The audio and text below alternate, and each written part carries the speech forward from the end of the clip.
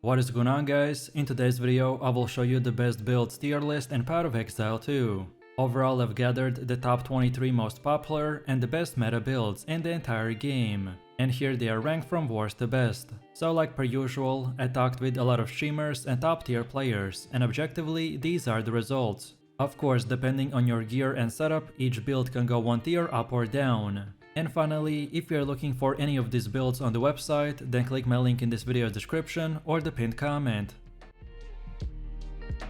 So moving over to the first D tier build, which is the grenade gemling legionnaire. Most of the grenade builds were really fun when the game just released, and they really haven't got any major nerfs. However, what really happened is that players figured out better builds, so for now the grenade setups have fallen a lot. This build is structured around detonating the gas grenade with variety of detonator skills, such as the explosive shot or the explosive grenade, to create a screen-wide explosion that can one-shot massive amounts of enemy groups. Offensively, the gem-studded ascendancy allows us to create 2 copies of any support gem, which greatly improves our clearing speed, utility, and single target damage. So when we combine all of this, we can then create this build that has insane clearing speed and with this type of run and gun playstyle.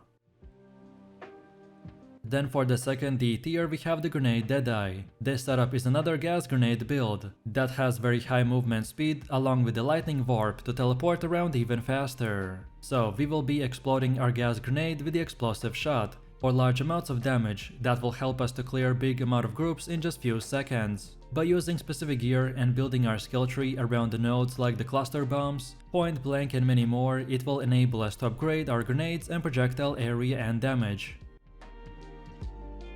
Then for one of the last D tier builds we got the Tempest Fury Invoker. This setup was very popular in the initial release, but now it has fallen quite a lot. The Tempest Fury build focuses on a huge speed and distance buffs to then proc a cast when shocked, and summon hundreds of lightning balls to shock the enemies around. It also utilizes the cast on critical to occasionally spawn Orb of Storms to increase our CC and DPS potential even more. Then next up we have the Poison Gemling Legionnaire, and he's also in the D tier. This is known as the Toxic Poison build, where we are going to be dealing damage with just the poison effects alone. Our playstyle is structured around specializing in dealing damage almost exclusively by the Plague Barrier, Gas Arrow and the Sniper. However, what I really like about this build is the fast speed farming potential, as you can keep moving while dealing insane amount of AoE damage. And then for rares and bosses we will use the Plague Barrier and the Snipe. That will turn everything into a dust and make our fights super fun. Then next up we have the C tier, and for the first one we have the Stormweaver Acolyte of Chayula. Simply put, this setup is similar to the top tier invoker build, just made in a lesser ascendancy in the Acolyte. This build will offer a unique playstyle, which is focused on lightning damage and the manipulation of the darkness powers. With the strong defensive capabilities of Embrace the Darkness as well as the Life and Energy Shield Leech, the Acolyte of Chayula offers a great set of tools for survival. But as far as his damage goes, it still can't compete with the rest of the monks.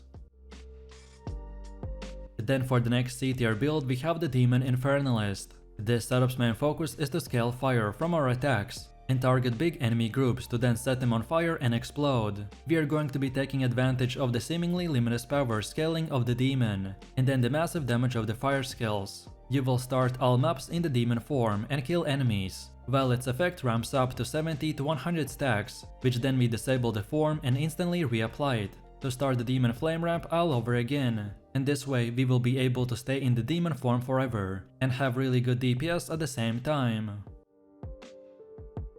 Next up we have the Ice Chronomancer, and he is also in the C tier. This setup's main playstyle is built around putting up a frost wall, and then blasting the enemies with the Ice Comet.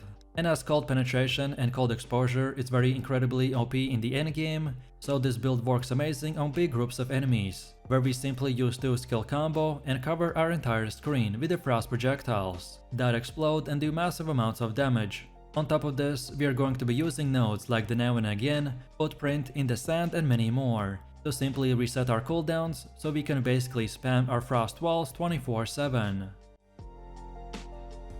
Then for the next C tier we have the Permafrost witchhunter. This setup is very unique because we are going to be freezing enemies with the Permafrost bolts, which will give us frost fires, so then we will be able to drop explosive grenades and then detonate them with explosive shots, which will do massive amounts of damage. This build is great against bosses and other large enemy groups, as we can CC the enemy while our fuse is going on, and then we can detonate our AoE skills, which will see a huge damage explosion. This setup is similar to the grenade builds, just with the extra CC element. Then for one of the last C tier builds we got the Ignite Titan. This build scales Ignite from our attacks and targets big enemy groups to then set them on fire and explode. And one of the most powerful skills that we have in our arsenal is the Hammer of the Gods, which does incredible amount of single target damage with no element penalty, but has a bit of a cooldown. So Ignite makes the most out of this, by effectively extending the damage of this hit many times over. And on top of this, our Ignite effect does damage based on the size of the hit that has been generated. And then for the last and final C tier build we got the stormweaver. This build's main idea is built around putting up a frost wall, and then blasting enemies with the infinite amount of fireballs. Cold exposure in the combination with the fire skills is very incredibly OP in the endgame, so this build works amazing on big groups of enemies where we simply use 2 skill combo and cover our entire screen with the projectiles that explode and do massive amounts of damage. On top of this, we are going to be using nodes like the Scoring Winds, Constant Gale and many more to increase our cast speed and mana, so we could basically spam our frost walls and speed farm through every content. Then next we have the B tier, and for the first one we got the Corrupting Cry Warbringer. This build is pretty much a big AoE warrior that focuses on armor breaking offensively, and then the block defensively. Our main playstyle will revolve around using the Stampede skill, which will charge our character forwards and create patches of the jagged ground, which then are exploded when the final slam portion of the ability is executed, so we will be able to basically one-shot huge amount of grouped up enemies. And on top of this, you will want to invest into the Giant's Blood Keystone, which will unlock the ability for us to use a two-handed weapon in just one hand, so then we could use a shield on our offhand. Then for the next B tier we have the Bonestorm Blood Mage. This setup is structured around using the skill Bonestorm, which by itself is a slow clearing ability, but with the right gems, passives and synergies we can make it 100 times better. And this is exactly what we have right here. This build also has 2 variants, so going full crit chance, what I personally use for myself, or perhaps go with the detonated dead variant. Both of these will excel at different things, so which one you choose is up to you. The full crit chance setup excels at huge amount of damage. We won't be focusing on anything else besides the massive crits, and stacking as much life as possible, because the more life we have, the more damage we can do in return. And then for the last and final B tier build we have the Shockwave Totem Warbringer. This is the best warrior build by far. This setup's main focus is to run and press from 1 to 2 skills, and target big enemy groups to then weaken them and explode. One of the most powerful skills that we have in our arsenal is the Shockwave Totem, which does incredible amount of AoE damage. And as you can see from the gameplay, we are just simply running into the enemies and one-shotting them without even trying. Also, our Ancestral Warrior Totem and the Scavenge Planning makes the most out of this by effectively extending the damage of this hit in order to kill big targets like bosses or tanky rare monsters. Next we have the A tier, and for the first one we got the Sniper Explode Infernalist. This setup is known as the Bombarding Minions build that mainly uses the Skeletal Arsonist for both AoE and single target damage, while then you can further increase your DPS by casting Detonate Dead, which explodes dead enemy corpses and let us speed farm every single content in the game. This build is the best of both worlds because it combines very quick clearing speed with aggressive playstyle while also having minions that protect you, and at the endgame we will be able to reach from 15 to 13,000 energy shield, which will basically turn us into an unstoppable puppet master. Then for the next A tier build we got the Poisonus Concoction Pathfinder. This setup is very popular because of how easy and cheap it is to get it, and also its poison damage scales from the Poisonus Concoction, so you don't need to worry about having the perfect damage uptime, because the poison takes the care of that by itself. Your main gameplay will focus around running in a map and using anything more than just the Poisonous Concoction. Most monsters will die very fast, because of the poison that gets spread to them from the contagious concoction. However, in the situations where the mobs are a lot, like in the breaches, then you can use the contagion to spread the poison in even bigger area. So as you can tell, this is a very OP and spammy build. Then next up we have the Galvanic Shards Witchhunter. This setup's main focus is built around the Galvanic Shards and the Shockbuster rounds, that both act as the shotgun skills, which as you can see from the gameplay, can melt a ton of enemies in split seconds. Our playstyle is built around the shock and the chain lightning, as Galvanic Shards have an amazing clear speed coming from the chains. Then the Shockbuster rounds have an insane single target damage, but require shock, so that's why we consistently use the Stormcaller arrow to get the crazy AoE buff and much more. Then for one of the last A tier builds we got the Flicker Strike Invoker. This build focuses on the Flicker Strike, which generates massive amounts of frenzy charges from the combat frenzy, by freezing and electrocuting enemies, which then we can even further convert to the power charges, with our Resonance Keystone. Every time we have the power charges, we want to spend them on the Flicker Strike, to basically fly through multiple screens of the enemies like you can see from the gameplay. Sometimes we get so many rapid dashes that we can get one-shotted, just by how many enemies we dash through. And that's why for defense we want to focus on building up our physical damage reduction and shield charges, which are then further doubled by our Grim Feast buff.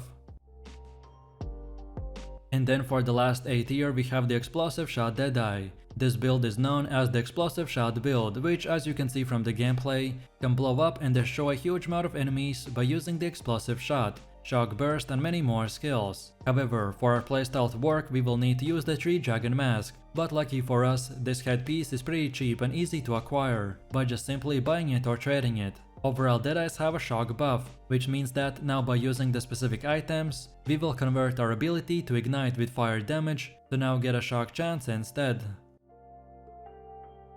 And now finally we have come to the S tier, and for the first one we got the Lightning Arrow Deadeye. This build is currently one of the best and fastest setups that you can use to farm maps and other endgame content. Like you can see from the gameplay, we are basically deleting enemies in split seconds. And on top of this, we can also delete bosses by having also a very high boss damage, by using the Cast on Shock and the Ball Lightning. At some point in the later game, some lower gear players might run into a mana problem, but lucky for us, the Ranger has many tools to address this problem, and with the optimized gear we need nothing more than a single stat roll on our weapon or gear to completely solve this issue. Then next we have the Spark Stormweaver, and he is also in the S tier. This setup is known as the Spark Sorceress, which has one of the most visually impressive playstyles in the game, as Sorceress can paralyze and destroy monsters with a barrage of lightning. Our build has insane mobility and great speed farming potential, by shredding through maps and hardened content with ease. The Archmage with Lightning Conduit and the Spark skills together make up the bulk of our insane DPS. So if you want to fill your entire screen with the sparks of lightning and speed clear through hundreds of enemies in few seconds, then this is the one for you. Then for the next S tier we got the Ice Strike Invoker. This setup's main focus is to lock down your enemies with quick freezes that last a long time. Even bosses are vulnerable to being frozen, and we can just lay down an insane amount of DPS while they are stuck doing absolutely no damage. Your main gameplay will focus around using the Ice Strike to close the gap between the enemies. Then drop Tempest Belt to help you do more damage, and then activate your Charged Staff and the Shattering Palm to engage ranged enemies before they can even hit you, or just to completely melt them down in few seconds. Then for one of the last S tier builds we got the Lightning Stormweaver. This setup's main playstyle is built around using the Tree Dragon Mask, which will allow our Lightning Warp to build up the freeze, in order to proc a Cast on Freeze, with the Lightning Conduit which will do massive amounts of AoE damage, due to the natural shock ground which is provided by our Lightning Warp.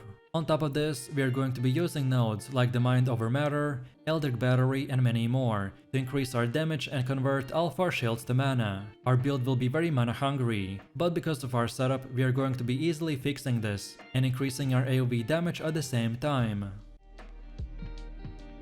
And then for the last and final S tier build we got the Minion Spirit Infernalist. This setup is the Spirit Minion build which summons Raging Spirits by casting the Flame Wall for offense. And then also for defense we get to command a minion army. So unlike most other setups where they only command or cast spells, well in this one we get to do both, and thus increase our DPS even higher. By using specific gear and building our skill tree around the nodes like the Power of the Dead, Fear the Dead, Silent Guard and many more, it will enable us to upgrade our minions and projectile area and damage. So if you are ready to explode anyone and everyone that stands in our way, while also getting a skeleton army that follows and protects you, then this is it.